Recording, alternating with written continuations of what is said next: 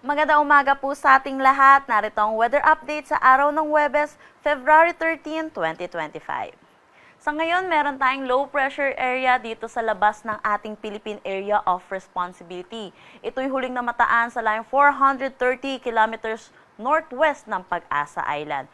Mababa naman po yung tsansa nito na maging isang ganap na bagyo at wala rin direktang epekto sa anumang parte ng ating bansa.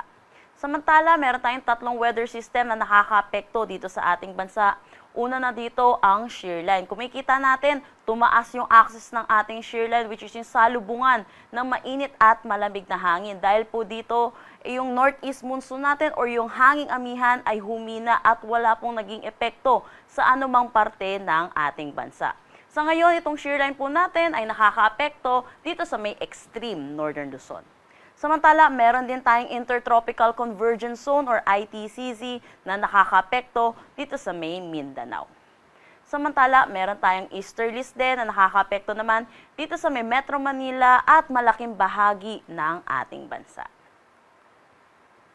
Para sa magiging panahon natin ngayong araw, kung makikita natin, makakaranas ng mga pag-ulan dulot ng shear line dito sa may Batanes at Babuyan Islands. Inaasahan din natin makakaranas din ng mga pag-ulan dito sa may Bicol Region at Romblon, dulot naman ito ng easterlies.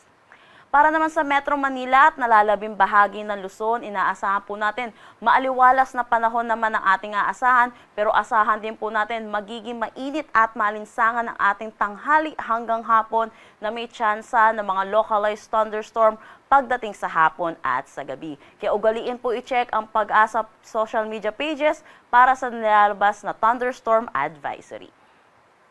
Agwat ng temperatura for Metro Manila 24 to 32 degrees Celsius, Lawag 24 to 30 degrees Celsius. Asahan natin sa Tugigaraw ang 22 to 31 degrees Celsius, Baguio 15 to 25 degrees Celsius. For Tagaytay, asahan natin 21 to 30 degrees Celsius at Legazpi 24 to 31 degrees Celsius. Kumikita po natin yung kabuuan po ng Visayas po natin ay makakaranas sila ngayong araw na maulap na papawiri na may mga kalat-kalat na pag-ulan dulot ito ng easterlies. Samantala, inaasahan naman natin dito sa may Caraga, Davao Region, Camiguin, Misamis Oriental at Bukidnon, makakaranas din sila ng mga kalat-kalat na pag-ulan dulot naman ito ng Intertropical Convergence Zone. Para naman dito sa Palawan at nalalabing bahagi ng Mindanao, asahan naman po natin makakaranas tayo ng maaliwalas na panahon pero mataas ang tsansa ng mga localized thunderstorm pagdating sa hapon at sa gabi. Agwat ng temperatura for Calayan Islands at Puerto Princesa 24 to 31 degrees Celsius, Iloilo 24 to 30 degrees Celsius.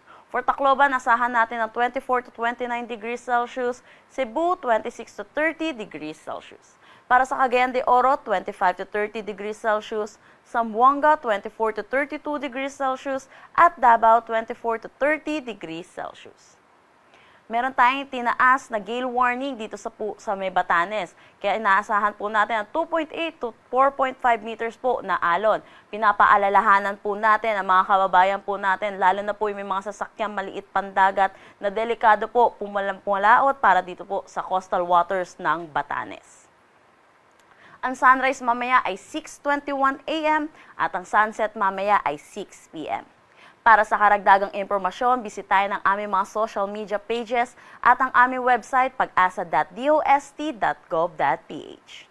At yan po muna ang latest dito sa Pag-asa Weather Forecasting Center. Chanel Dominguez po at magandang umaga.